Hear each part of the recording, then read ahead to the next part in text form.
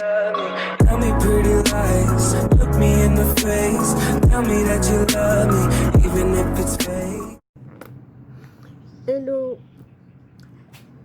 Donc j'ai décidé de faire cette vidéo aujourd'hui parce que j'ai vu une autre vidéo passer sur Facebook et sérieusement, elle m'a vraiment interpellée. C'est des choses que je savais déjà, enfin, et je me doutais, mais que personne ne veut entendre parce que c'est tellement horrible que ça ne rentre pas.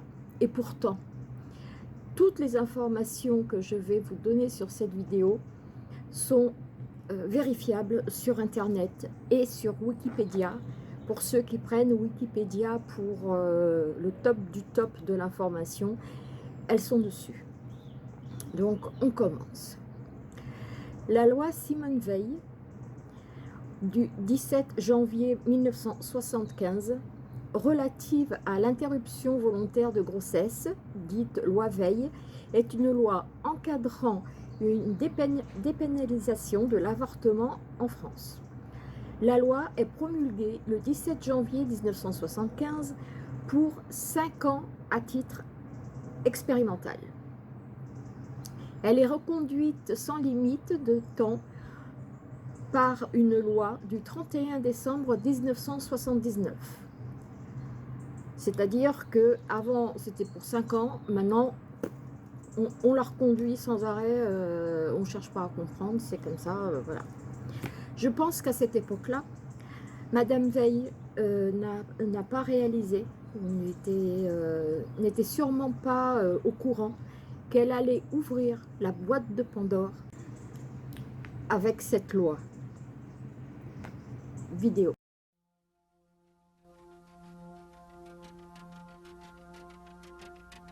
Just go and research the word Cenomix, okay? Cenomix is a transnational company that creates flavor enhancement for products for transnational companies like Pepsi, Kraft, Nestle, Campbell's. And what they've been doing is that they grabbed kidney cells from human aborted fetuses.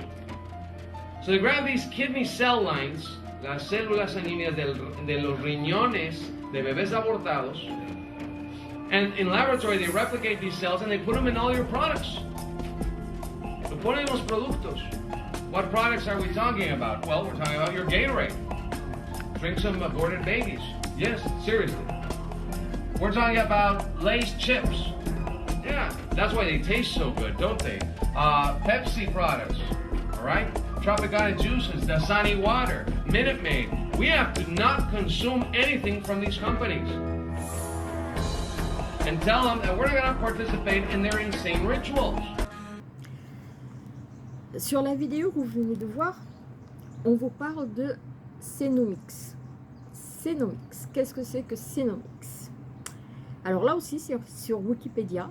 Hein, c'est en anglais, mais vous pouvez le traduire en français. C'est très clair. Alors, je vous lis des extraits. Cenomix est une société américaine de biotechnologie qui développe des additifs pour amplifier certains arômes et odeurs dans les aliments. La société affirme avoir essentiellement inversé les récepteurs chez les humains réagissant pour le goût et les arômes et qu'elle exploite ces découvertes pour produire des produits chimiques améliorant le goût des aliments. Alors, les cellules HEK 293 sont une lignée cellulaire largement utilisée dans la recherche biologique et médicale, immortalisée par une modification génétique retirée des cellules rénales embryonnaires humaines, originales prélevées sur un fœtus humain en bonne santé et avorté au début des années 1970. Les récepteurs de l'analyse sont utilisés pour identifier les arômes. Ils ne sont pas utilisés comme parfums eux-mêmes. Aucun récepteur de goût humain n'est utilisé comme ingrédient dans les arômes. En utilisant les informations de la séquence du génome humain, Cenomix a identifié des centaines de récepteurs du goût et détient actuellement 113 brevets sur leur découverte. Cenomix collabore avec 7 des plus grandes entreprises alimentaires du monde pour approfondir leurs recherches et financer le développement de leurs technologies. Les produits Cenomix agissent en amplifiant l'intensité des saveurs, du fait que de très petites quantités de l'additif sont utilisées, moins d'une partie par million. Les composés chimiques de Cenomix n'apparaissent pas sur les étiquettes, mais appartiendront à la vaste catégorie des arômes artificiels. C'est-à-dire que bien sûr qu'on ne va pas vous mettre qu'on a mis des cellules embryonnaires. Non, on va juste vous dire que, ben, ma foi, c'est des arômes artificiels. Voilà.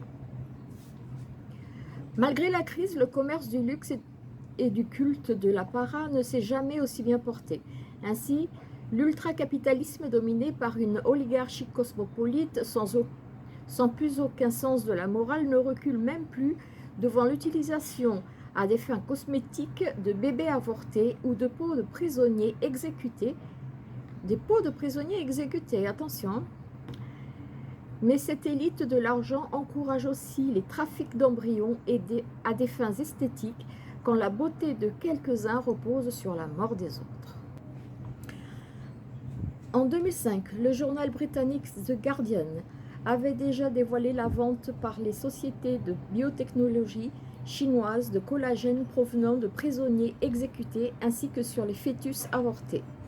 Le collagène, une protéine fibreuse que l'on retrouve en abondance dans la peau, des tendons et des os, était donc prélevé sur les morts et les embryons et exporté via Hong Kong. Certaines sociétés de cosmétiques commercialisent le collagène de la mort dans toute l'Europe.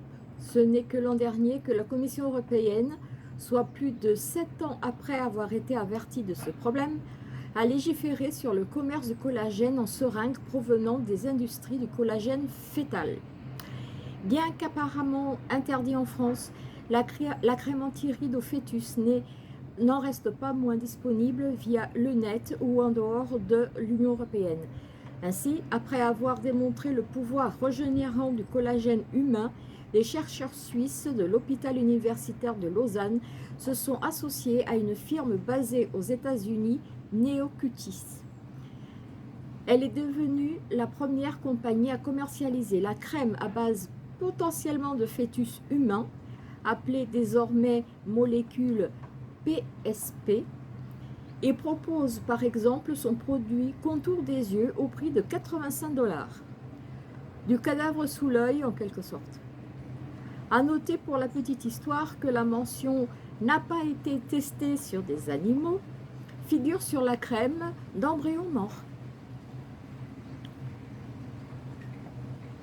Voilà. Mais le commerce des fœtus est loin d'être embryonnaire. Après les cosmétiques, voici l'alimentation. Cenomix, une société partenaire notamment de la firme PepsiCo, utiliserait aussi de l'extrait de fœtus. Sa molécule phare, HEK 293, pour Human Embryonic Kidney, servirait de fixateur de goût à la création de nouvelles boissons. Cola, bien qu'aucune trace de fœtus ne se retrouve dans les Pepsi, les chercheurs visant à donner du goût à ce dernier produit incluraient l'utilisation de l'HEK. Ce qui me semble revenir au même. Hein? On n'a juste pas les mêmes mots, les mêmes codes, mais au final, c'est la même chose. Alors, qu'est-ce que c'est que les cellules HEK 293? Un article de Wikipédia, l'encyclopédie libre, dit que les HEK 293 cellules cultivées pendant plusieurs jours dans un milieu de culture tissulaire standard. Les cellules 293 du rein embryonnaire humain, également appelées cellules HEK 293, ou moins précisément cellules HEK, sont une lignée cellulaire spécifique dérivée de l'origine des cellules rénales embryonnaires humaines cultivées en cellules tissulaires. Elles sont également utilisées dans l'industrie de la biotechnologie pour produire des protéines thérapeutiques et des virus destinés à la thérapie génétique. Voilà. They sell the eyes for about $1,000 a pair. They sell the brain for about $2,000. They sell the heart, the lungs, the liver, the kidneys. And they even sell the arms and the legs. They're selling your aborted baby, your own flesh and blood. You think about that. This is something that people don't usually hear about. It's hidden in the industry. They don't want you to know about this. And they use this kind of terminology, one-time medical termination. It only takes one time to abort a child. The discovery of horse meat disguised as beef in burgers and lasagnas has kicked off a crisis. Emergency summits have been convened in the UK and France, and the race is on to find the source of what one British minister called an international criminal conspiracy. At supermarkets like this one, up and down the country, consumers are thinking twice about what they buy. Products now known to contain horse meat have been taken off the shelves. But as we await further DNA tests, no one can be sure what's in their food. South Korean authorities say they plan to crack down on the illegal smuggling of so-called human flesh capsules. The pills contain parts of human fetuses or infants and are believed to be sold as stamina enhancement drugs. The world today has 6.8 billion people. That's headed up to about 9 billion. Now, if we do a really great job on new vaccines, healthcare, reproductive health services, we could lower that by perhaps 10 or 15%. Continuing here, Natural News reports Oklahoma lawmaker wants to stop Pepsi from using aborted fetuses cells in soda flavoring research. This is out of Natural News. And it is confirmed Pepsi has a division that is involved in using fetal parts. But what I can confirm is that it's in most of the vaccines. That's 100% confirmed. There is a potential that there are companies that are using aborted human babies in their research and development of basically enhancing flavor for artificial flavors, said the representative. He's quoted as saying by KRMG News Talk Radio. What I'm saying is that it does happen, then we are not going to allow it to be manufactured here. I know that there are fetal tissues in a lot of the medical treatments, in the vaccines, and they are in a lot of the cosmetics. That's confirmed. We know Pepsi's involved with companies that do use the fetal parts, and we do know that it's been tested in flavor enhancement. Nothing more delicious than eating your own dead, according to the globalist, teaching us to basically be cannibals. But regardless, this is happening.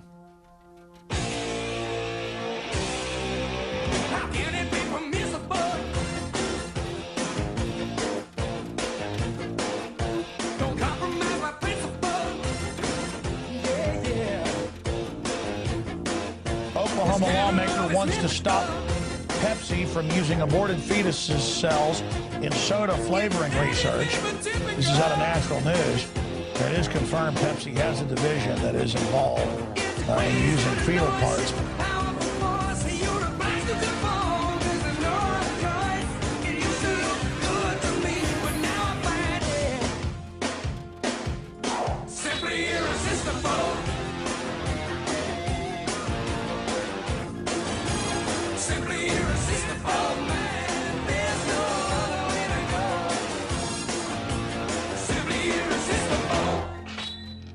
Well, a third undercover Planned Parenthood video has been released today, and this time a whistleblower within the video reveals that it is basically just a huge fetal organ trafficking business.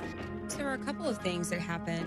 One was that they imposed an abortion clinic quota on all of the facilities that performed abortion. So they told us you have to perform, this many abortions every day, every month, in order to meet your goals, to receive your bonuses, to keep your staff. And abortion, and I can, you know, only really speak to my experience at Planned Parenthood, but it was very profit driven. So we were told at Planned Parenthood that we were to turn every client visit and every telephone call into a revenue generating visit. The only way that you can make money off of a pregnant woman at Planned Parenthood is to sell her an abortion, because they don't provide prenatal care, they don't provide any obstetrical care, and they don't help women with adoption services. So the only way you can make money off of a pregnant woman is to sell an abortion. And so it's not surprising that 92% of pregnant women who enter Planned Parenthood will have an abortion, because they are being sold a product. So that was the first thing. And that was concerning for me, because I really believe that at Planned Parenthood, we were there to help women, that we were there to reduce the number of abortions. That's what Planned Parenthood said, and I had believed it for 8 years. So this was concerning for me. It was all about planning. It was all about family planning and making sure that every child is a wanted child. That's right. That's what I thought. That's what I believed. And then, but ultimately, I left after witnessing a live ultrasound-guided abortion procedure take place on a 13-week-old baby. And I saw that baby fighting and struggling for his life in the womb, trying to get away from the abortion instruments. And I knew that I had been lied to by Planned Parenthood. And because of that, because I had believed that lie, I had lied to thousands of women who had come through my facility. And so I knew that I had to leave and I had to start speaking out, and that's what I've done. And I've said before that organ harvesting is a big business. Tissue harvesting is a big business. It's not just talking about fetal tissue here either. I mean, we're talking about companies like UNOS, who have millions of dollars of assets. People are profiting, organizations are profiting off of the sale and harvesting of adult organ donors as well. So, we're not just talking about babies, even though in these videos we are, but I mean, this is a symptom of a larger problem, and that is the exploitation of life. Period.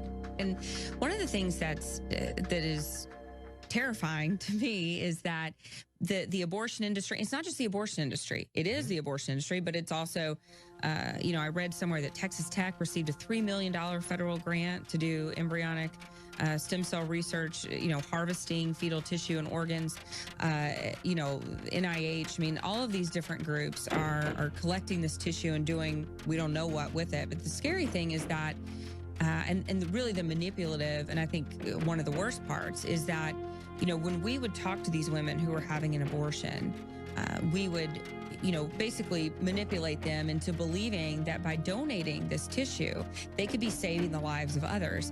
But in reality, we had no idea what that tissue was going to be used for. That was never disclosed to us at the clinic. It was just for a price.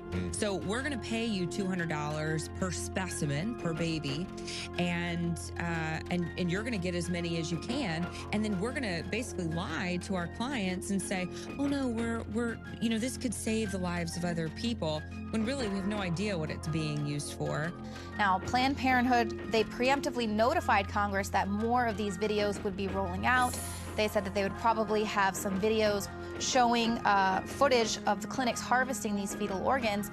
And so they kind of bypassed the whole question of the legality of selling these organs and instead accused the Center for Medical Progress of breaking the law.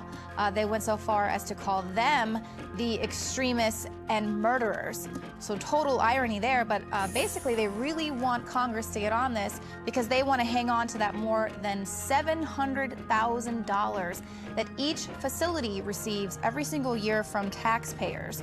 So Breitbart reports it's about $714,285 tax dollars per clinic per year. So not only are they getting money for performing these abortions, but they're also getting money for selling baby parts, and they're getting more than $500,000 per clinic from taxpayers.